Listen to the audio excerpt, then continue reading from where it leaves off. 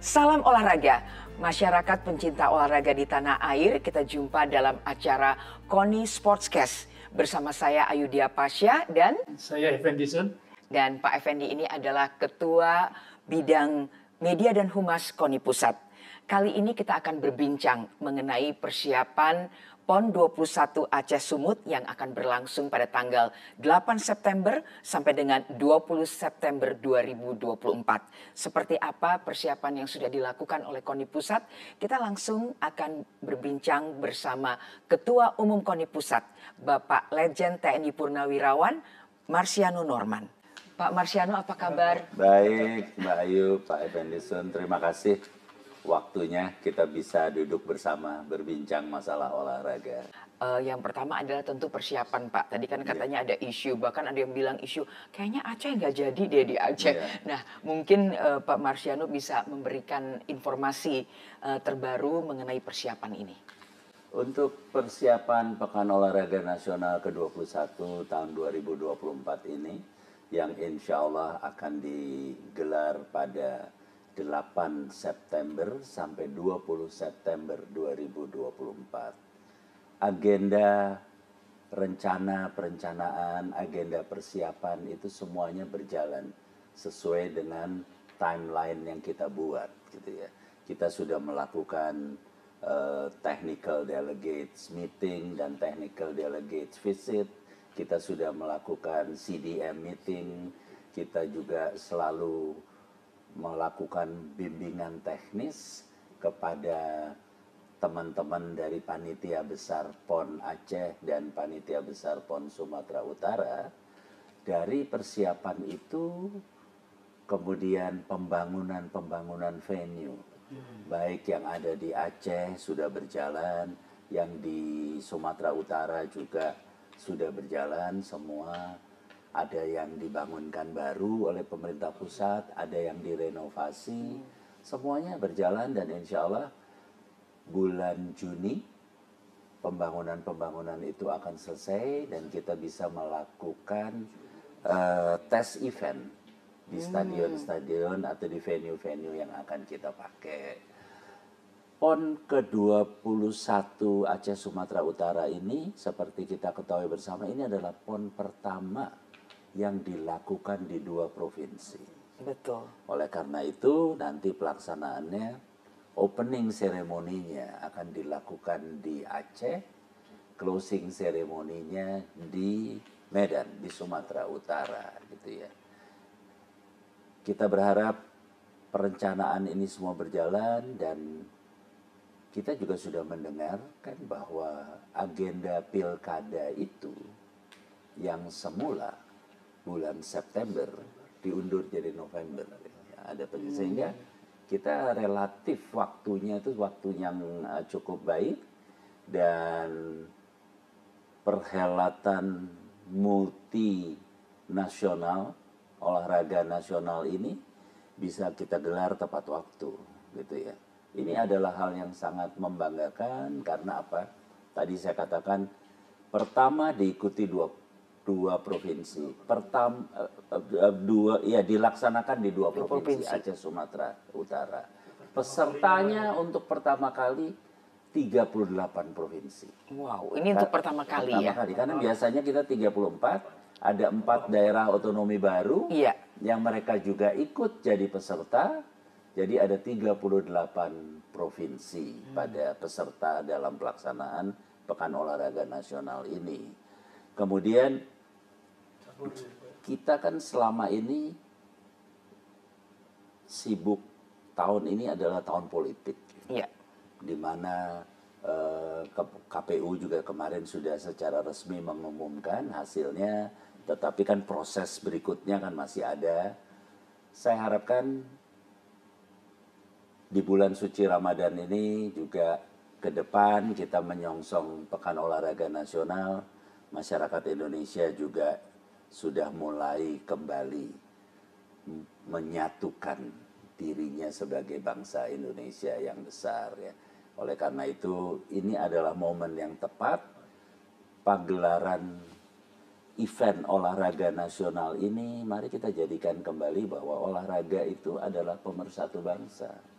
dalam organisasi olahraga itu kita sama-sama tujuannya melakukan pembinaan atletnya, menyiapkan atletnya untuk mereka bisa ikut dalam multi event maupun single event internasional atas nama Indonesia, dan karena prestasinya harkat martabat bangsa kita naik. Kita dilihat oleh dunia karena prestasi atlet-atlet kita gitu ya. Jadi mari kita sama-sama manfaatkan momen yang sangat baik ini untuk kembali meneguhkan persatuan dan kesatuan kita, untuk kembali kita memikirkan bagaimana Indonesia punya daya saing yang tinggi dan bagaimana atlet-atlet kita ini sebagai patriot-patriot olahraga, pejuang-pejuang di masa damai, ya mereka yang bahwa ini Indonesia karena prestasinya.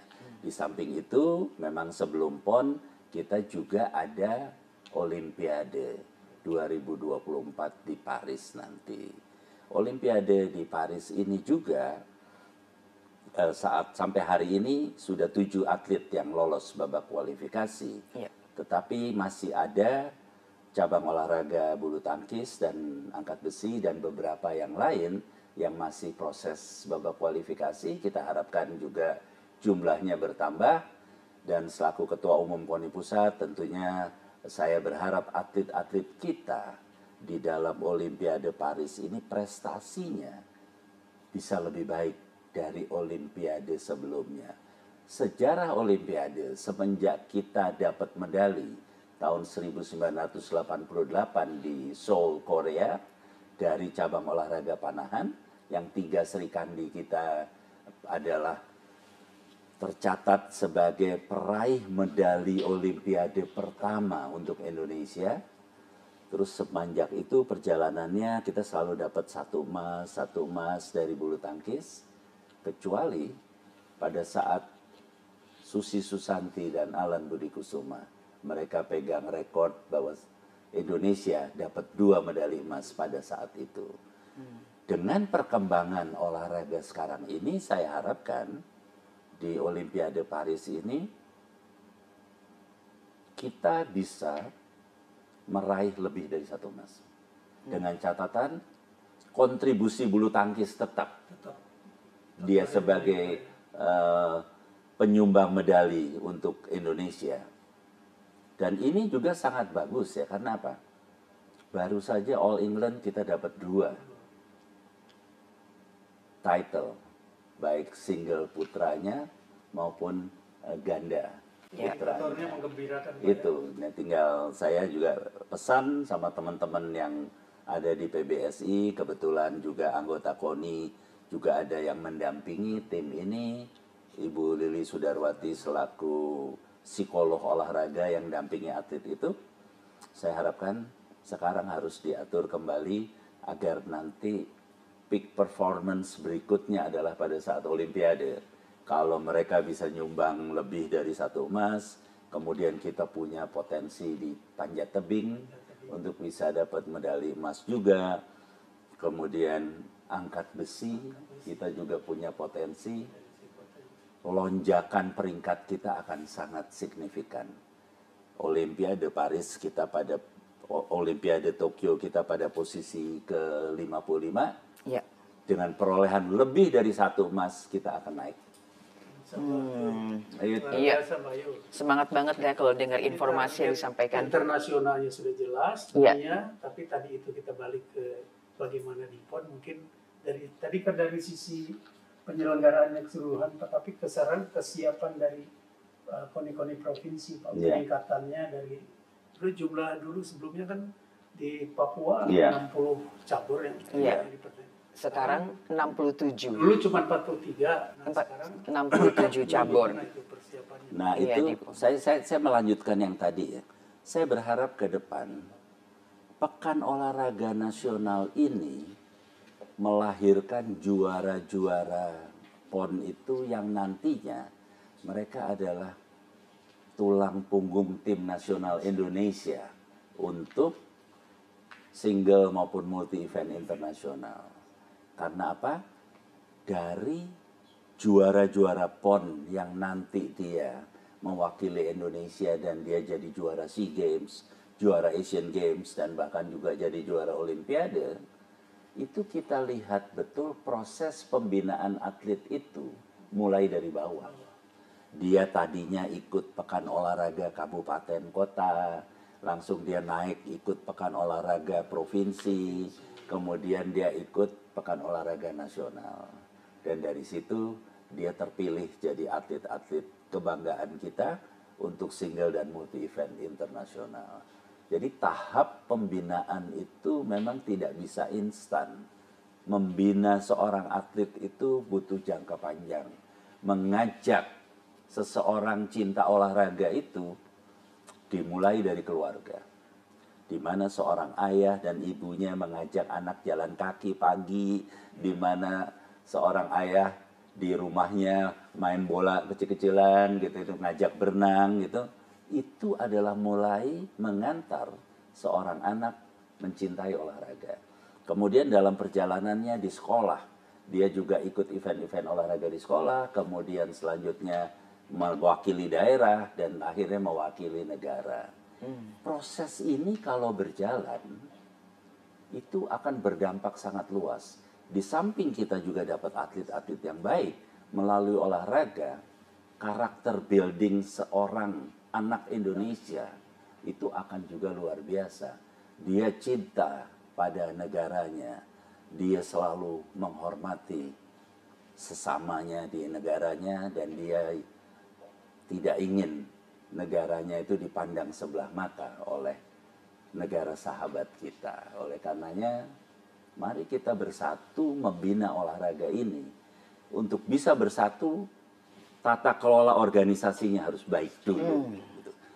Nah, KONI Pusat ini bertanggung jawab melakukan pembinaan organisasi, melakukan pembinaan prestasinya. Nah, ini yang saya juga merasa selaku Ketua Umum KONI Pusat, kekurangan kita masih banyak. Gitu ya. Kembali kepada PON tadi, ya. Saat ini daerah-daerah itu sudah melaksanakan pemusatan latihan daerah. Jadi sudah dilaksanakan pemusatan latihan daerah dan atlet-atletnya sudah rata-rata di daerah yang lolos babak kualifikasi 2 kali lipat.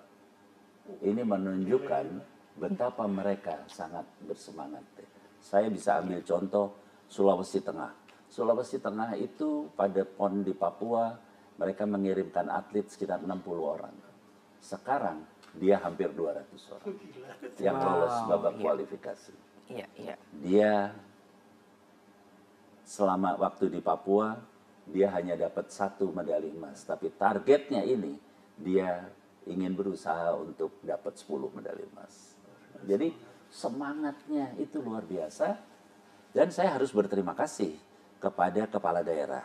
Kepala daerah itu memberikan dukungan yang besar kepada KONI-KODI provinsi yang bertugas menyiapkan kontingen daerah itu, gitu ya. Dengan dukungan anggarannya, dengan dukungan kebijakannya. Nah, insya Allah ini akan berjalan dengan baik. Oleh karena itu, saya pada kesempatan ini ingin sekali lagi dengan persiapan di tingkat daerah yang begitu baik, persiapan di 2 provinsi tuan rumah, Aceh dan Sumatera Utara yang begitu baik, jangan ada lagi keraguan-raguan. PON ini akan dilaksanakan tepat waktu apa tidak sih? Iya. Insya Allah ini akan dilaksanakan tepat waktu.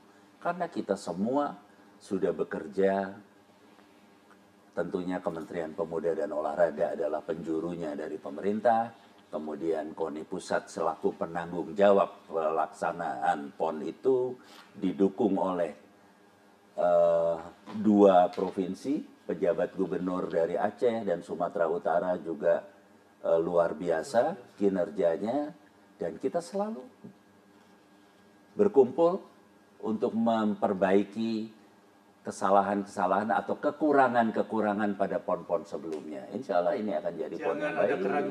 Jangan ada keraguan. Insya Allah akan berjalan pada tepat waktu. Yang kedua, PON itu akan dinyatakan berhasil pertama dari sisi olahraganya apabila terjadi pemecahan rekor nasional ataupun internasional. Itu loh. Sehingga saya harapkan pelatda yang sekarang sedang berlangsung ini juga nanti pada saatnya akan terjadi pemecahan rekor. Itu menunjukkan bahwa proses pembinaan yang dilakukan oleh daerah berjalan baik. Kita udah dengar langsung nih dari Bapak kalau memang yakin PON ini akan berlangsung dengan baik dan lancar atas persiapan yang sudah dilakukan sejauh ini. Dan perlu kita ingat pemirsa bahwa tanggal 9 September itu adalah Hari Olahraga Nasional. Nah, ini apakah memang sengaja ya Pak dibuat sekaligus dalam rangka menyambut Hari Olahraga Nasional supaya gaungnya atau gemanya itu terasa di momentum Pekan Olahraga Nasional ini, dan mungkin Bapak bisa jelaskan nilai strategis dari penyelenggaraan ini. Benar Mbak Ayu ya bahwa bulan September itu tanggal 9 adalah Hari Olahraga Nasional. Usulan KONI pada awal PON itu dibuka pada 9 September. Pada saat Hari Olahraga Nasional. Tapi kemudian pada saat itu saya ikut rapat terbatas dengan Pak Menteri Pemuda dan Olahraga dan Bapak Presiden. Bapak Presiden kan, coba dilihat kalendernya tanggal 9 itu hari apa. Ternyata tanggal 9 itu hari Senin. Terus beliau bilang, bagusnya kan kalau nggak Sabtu Minggu ya. Terus akhirnya baik Pak, kita undur 1 hari ya tanggal 8 gitu. Betul. Karena malam kan besok itu sudah tanggal 9 gitu ya. Gitu. Jadi akhirnya kita jadikan tanggal 8. Jadi itu kaitannya sangat erat dengan Hari Olahraga Nasional. Karena Pekan Olahraga Nasional ini juga harus dikenang sebagai satu event olahraga yang menunjukkan kebangkitan bangsa Indonesia. Pada saat PON pertama itu kan dilakukan itu, suasananya masih suasana perang kemerdekaan pada saat itu, dan itu menunjukkan eksistensi Indonesia pada dunia gitu ya. Itu adalah kebangkitan bangsa Indonesia pada masa yang sangat sulit. Alhamdulillah pada Pekan Olahraga ke-20 yang lalu itu juga menunjukkan betapa Pekan Olahraga Nasional ini bisa membangkitkan semangat bangsa Indonesia. Karena apa? Pekan Olahraga Nasional ke-20 di Papua tahun 2021 itu dilaksanakan pada masa pandemi COVID-19. Saya pada saat itu bertekad dengan kawan-kawan dan selalu mengusulkan pada Menpora maupun Bapak Presiden, kalau Olimpiade Tokyo bisa jalan. Kita adopsi semua protokol-protokol kesehatan di Olimpiade Tokyo. Kita terapkan di PON Papua dan itu berjalan. Dan berhasil ya. Berhasil. Kita tidak PON-nya eventnya sama sekali tidak berhenti karena masalah-masalah COVID. Karena kita mempersiapkannya dengan sangat baik. Karena apa? Masyarakat Papua juga takut kalau orang yang datang ini membawa penyakit. Tetapi yang mau datang ini juga takut kalau di sana juga ini kan sama-sama. Akhirnya pemerintah daerah mengelola masalah COVID ini juga, kemudian dia memberikan penguatan pada masyarakatnya ya dengan vaksinasi tadi, kemudian yang mau berangkat juga wajib. Sehingga juga pada saat mereka berkumpul ya aman saja gitu ya. Kemudian satu lagi di Papua itu pada saat itu kan dinamika keamanannya betul-betul sangat dinamis. Itu di Papua. Tetapi Pekan Olahraga Nasional ini menunjukkan bahwa ternyata saudara-saudara kita dari 34 provinsi pada saat itu datang ke Papua, masyarakatnya sangat welcome.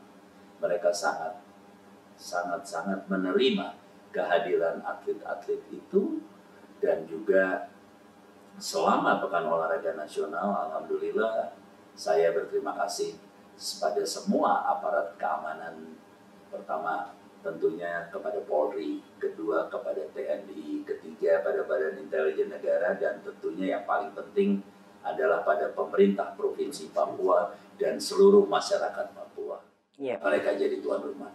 Selama Pekan Olahraga Nasional di Papua, tidak ada satupun insiden keamanan. Itu menunjukkan bahwa kembali olahraga itu mempersatukan kita. Ya.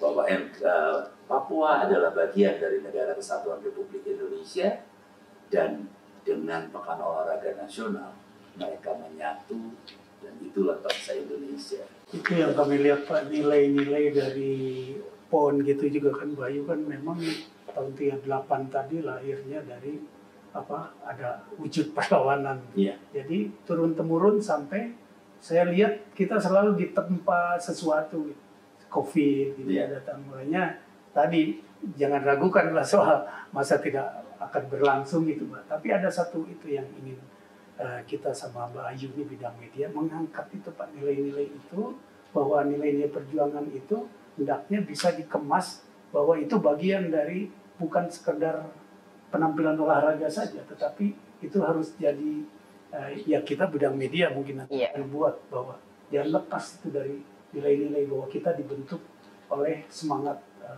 kemerdekaan dulu, juga kesininya bentuk-bentuk patriotisme yang diwujudkan dalam upaya mengorganisasikan, menyelenggarakan secara baik. Jadi mungkin nanti kita juga berharap bahwa tadi bukan sekadar ada pembukaan, ada pertandingan gitu, tapi ada bagian-bagian ingin kita publikasikan semangat-semangat spirit dari. Iya, setuju Pak. Saya jadi nilai strategis dari event olahraga itu adalah menunjukkan kepada masyarakat kita, kepada masyarakat dunia, kualitas bangsa itu sendiri. Yeah. Jadi dengan gelaran, dengan prestasi itu, kita betul-betul bisa melihat kinerja bangsa ini, fighting spiritnya bangsa ini itu seperti apa. Karena apa? Kita juga harus menyadari bahwa atlet-atlet ini, kemudian pembina-pembina olahraga itu, kemudian mereka adalah yang membuat bangsa kita ini jadi kuat. Bangsa Indonesia akan sangat kompetitif apabila tadi saya bilang karakter building melalui olahraga itu berjalan mulai dari bawah sampai ke atas. Kita juga harus boleh ya melihat Korea Selatan. Dia negara yang tidak besar, kemerdekaannya hanya beda berapa hari sama Indonesia, tetapi mereka prestasi olahraganya luar biasa. Prestasi dalam kemajuan ipteknya juga luar biasa. Padahal negara itu sumber daya alamnya tidak sekaya Indonesia.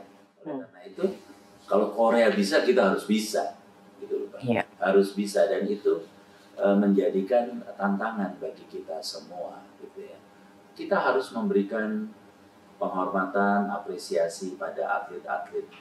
Atlet-atlet ini setiap tetes keringatnya itu untuk merah putih, untuk Indonesia. Karena kemanapun mereka mengikuti satu event internasional, masyarakat kita kan selalu mendoakan dia menang, ya kan? Betul. Alhamdulillah tadi malam kita sepak bola Indonesia kita menang melawan Vietnam, ya. Dan PSSI mempersiapkan diri dengan sebaik-baiknya dalam second leg-nya nanti di Vietnam. Mudah-mudahan kita juga bisa berprestasi. Dimensi lain tuh Mbak Ayu, nonton Elias Pikal kan, Bapak apa yang jadi inspirasi? Iya. Ya, tentang penghargaan terhadap atlet-atlet. Kalau kita kan sudah memberikan pin ya Pak, Iya. Elias Pikal. Tapi Mbak Ayu ngelihat nggak tuh dari segi itu? Melihat sekali, justru harus banyak film-film seperti ini. Iya. Karena film-film seperti ini tadi Bapak kan kaitannya dengan character building. Betul. Ini juga bisa menjadi inspirasi, menjadi dorongan, menjadi semangat bagi mereka yang masih ragu, terutama Pak, Iya. apakah di Indonesia menjadi atlet itu kita bisa hidup. Iya. Dan sekarang penghargaan-penghargaan itu semakin besar juga perhatian pemerintah berikan. Pun KONI Pak, Iya. jadi saya tertarik Bapak bilang, ini sebagai pertanyaan terakhir ya Pak ya, Bapak bilang bahwa ada peningkatan jumlah Iya. peserta dari provinsi tadi dan mungkin juga provinsi-provinsi lain. Ini artinya kan semangat untuk menjadi atlet semakin besar. Nah, fungsi KONI pusat adalah juga melakukan pembinaan. Iya. Nah, strategi apa nih yang Bapak lakukan di dalam pembinaan KONI pusat agar terus prestasi ini meningkat dan semakin banyak orang yang juga mau menjadi atlet nasional? Tentunya strategi pembinaan ini kembali harus dimulai dari bawah, dari sekolah, dari kabupaten, kota, provinsi, dan nasional. Saya tertarik ya, semua daerah itu punya event olahraga tahunan, 2 tahunan, 3 tahun. Tapi jangan penyelenggaraan event itu asal jalan saja. Iya. Asal anggaran yang diberikan oleh pemerintah bisa dipertanggungjawabkan, tapi prestasinya yang harus kita tuntut gitu ya. Jadi mereka harus punya.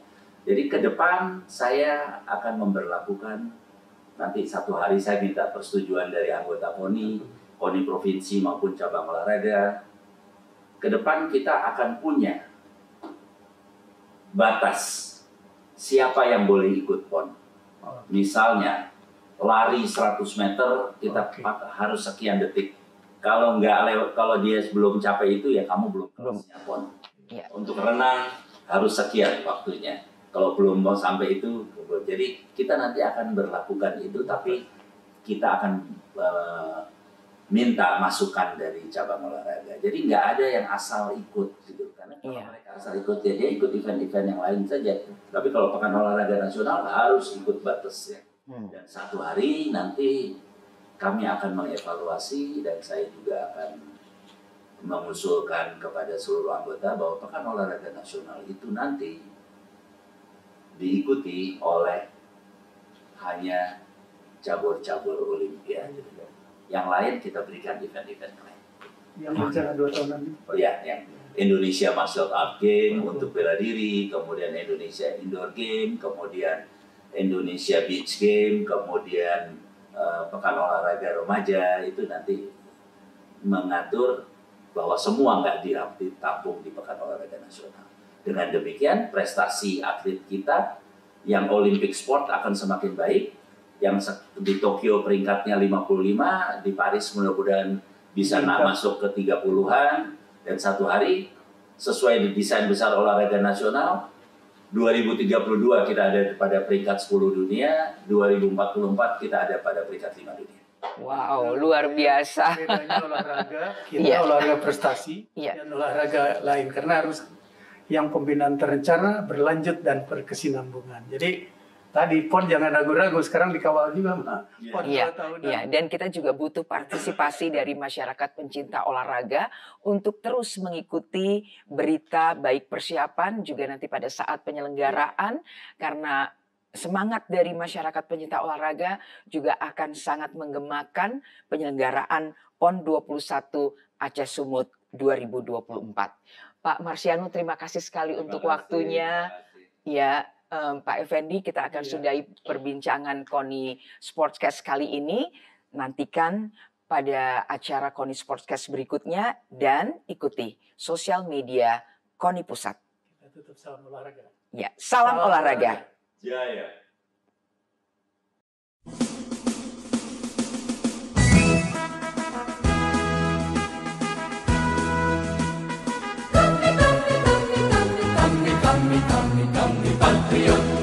Kami patriot, kami ini patriot olahraga, mengabdi berkarya untuk nusa bangsa dalam meraih cita-cita.